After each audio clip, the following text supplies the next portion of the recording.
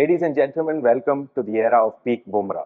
Now, to let you know the enormity of what this man has been doing, he bowled 20 dot balls yesterday against Afghanistan. So that's 20 out of a possible 24 deliveries. And in the process, he took 3 wickets. And we were pinching ourselves when he was doing this in the IPL Ayaz, when that was a whole total run fest. And he's seemed to continue his form in the World Cup, which, by the way, he's going at under 4 runs and over this World Cup. So, best in the world? Yeah, I mean, look, I think that argument is no longer valid from the way he's performed since his comeback after injury in the ODI World Cup, in the Test series against England, now in the T20 World Cup. You're looking at different formats, the same man excelling in all formats and doing it to a degree which, it just makes you go, wow.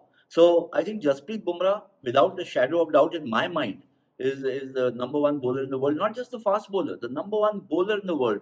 And if I might stretch that, the kind of encomium or the accolade further, I would say at this point in time, this current point in time, he's probably the best cricketer in the world. The only rival I can see for him to somebody to rival him on for that kind of honor would be Australia's captain Pat Cummins, who's been leading the side brilliantly, winning matches, winning tournaments, and he also got a hat trick against Bangladesh. So I think pretty much a contest now between Pat Cummins and Jasprit Bumrah. Yeah. So coming to that match against Afghanistan, it wasn't just Bumrah who performed. Sky, who's been performing throughout the series, and Pant with a couple of runs, and Hardik Pandya also chipped in. So it must give a lot of confidence to the team that the middle order, which has traditionally been shaky in these sort of tournaments, is stepping up. And although the openers haven't fired yet, you know the class of them, and they eventually will fire, as most of us expect them to. But this middle order stability seems to be giving them a lot of confidence, right? Oh, absolutely. I think it was a very impressive win. Remember, I mean, they were 62 for 3 when Kohli got out. So in a spot of bother against Afghanistan, and we know how dangerous Afghanistan can be. So if you get bowled out for 145, 150, then the pressure is that much lesser on the Afghan batsmen, and it's easier for them to get it. But if you reach 180, 181, then the pressure on Afghanistan mounts. I think Afghanistan in the second half, when they were bowling against India, kind of let go of the pressure.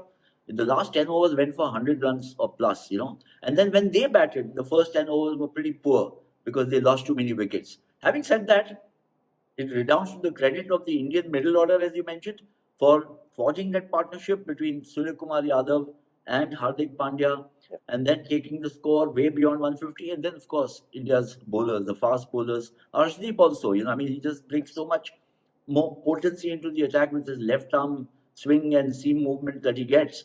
So overall, a very well-rounded performance, and also the change that they made clicked. Getting Kuldeep Yadav into the side at the expense of Siraj. Right now, you've got 3 spinners, 3 fast bowlers. It's a very well-rounded attack with a lot of options for Rohit Sharma.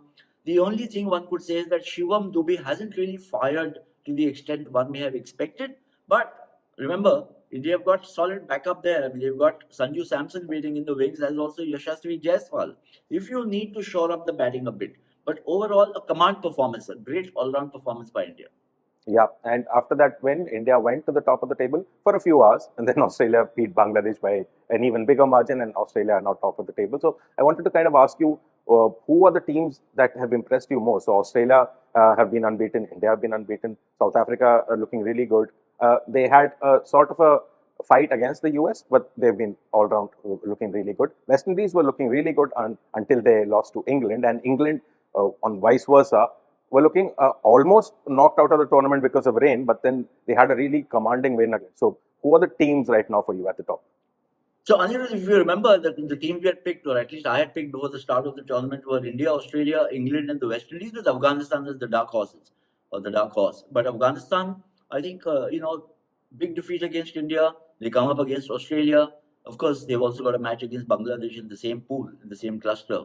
So I would still say that the 4 teams, despite West Indies losing, they remain a very strong team playing at home. Of course, they need to get their act right. But Australia and India are clearly front runners now, and England looking very dangerous because somebody like a Phil Salt gets going. Joss Butler, we know how good he can be. Johnny Bairstow hitting his traps, and Adil Rashid bowling quite superbly. So Australia, to me, look right now on the evidence of what we've seen over the past 2.5, 3 weeks, is they look the best team.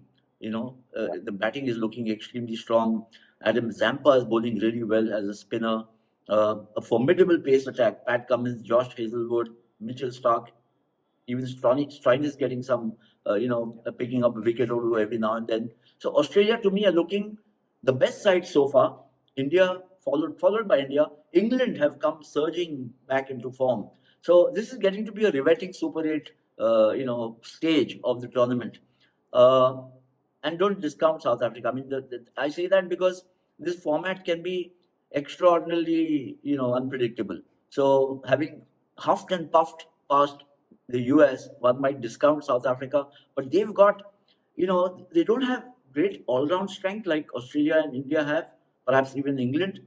They don't have all-rounders from number 1 to 11 like West Indies have, but they've got some really fantastic T20 players.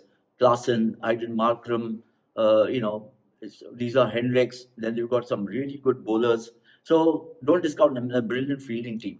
So yeah, it's getting to be very exciting now. Yeah.